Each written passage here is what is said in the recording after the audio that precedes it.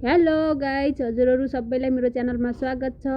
म फेरि पनि सिन्की गुन्द्रुक बनाएको भिडियो ल्याएर आएकी छु। मैले पोहोर साल पनि मैले यो मुलाको सिजनमा सिन्की बनाएको भिडियो बनाएको थिएँ। अनि सिन्की बनाएर भिडियो हालेको भिडियोमा तपाईँहरूले मन पराइदिनु भएको थियो।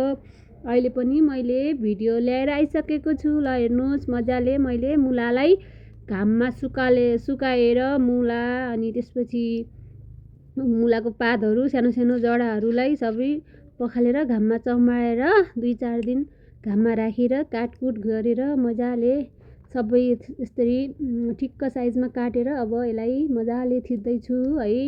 तपाईँहरूलाई कस्तो लाग्छ? मैले अब यो समय भनेको त मुलाको प्रशस्त मुला पाइन्छ, मुलाको सिजन हो। आजभोलि त सस्तो हुन्छ मुलाको पातहरू। अनि सबै यस्तो मजाले घाममा अब मुलाहरू त अब सलादको लागि यताउता अचार हाल्नलाई काम लाग्छ। अनि सानोतिनो मुलाको जडाहरू अनि पातहरू घाममा सुकाएर मिठो अमिलो चुकिलो सिन्की बनाउनुहोस्। तपाईँहरू पनि पछि खानलाई काम लाग्छ।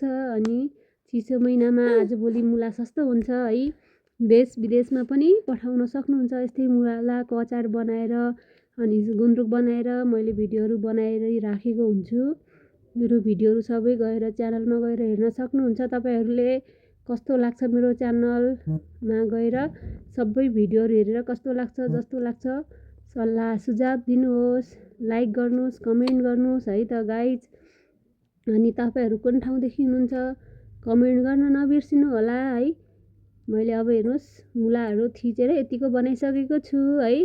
अनि यो मुलालाई अनि यो सिन्कीलाई मजाले थिचेर गुन्द्रुक अब यस्तो अमिलो सिन्की भएको छ। म तपाईँलाई सुरुदेखि अन्तिमसम्मको भिडियो राखेको छु। मेरो भिडियो हेर्दै जानुहोस्, कस्तो लाग्छ है त। ल हेर्नुहोस् गाइज, तपाईँहरूले कतिको हाल्नुहुन्छ मुलाको अचार अनि गुन्द्रुक। मुलाहरू त गाउँघरमा सस्तो हुन्छ, नभए पनि पसलहरूमा आजभोलि सस्तो मूल्यमा पाउँछ है। सानो बट्टामा मैले एउटा ठिक्क हुने गरेर हेर्नुहोस् राखिसकेको छु। ल हेर्नुहोस्, यसको नि किलेर अनि भइसकेको छ है। कस्तो लाग्छ मेरो च्यानल तपाईँहरू कमेन्ट गर्न नबिर्सिनु होला। ल हेर्नुहोस्, मैले 20-22 दिन पछिको गुन्द्रुक निकालेको छु। यस्तो राम्रो गुन्द्रुक खाँदिएको छ, यति हरर बास्ना आएको छ गाइज।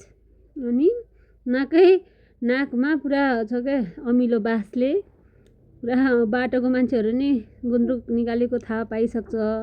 हेर्नुहोस् यतिको अब मैले सुकाएको छु, भइसकेको छ है। अब मेरो भिडियो कस्तो लाग्यो भन्नुहोस्, गुन्द्रुक कस्तो लाग्यो यस्तै गरेर बनाउनुहोस्। धन्यवाद, बाई बाई।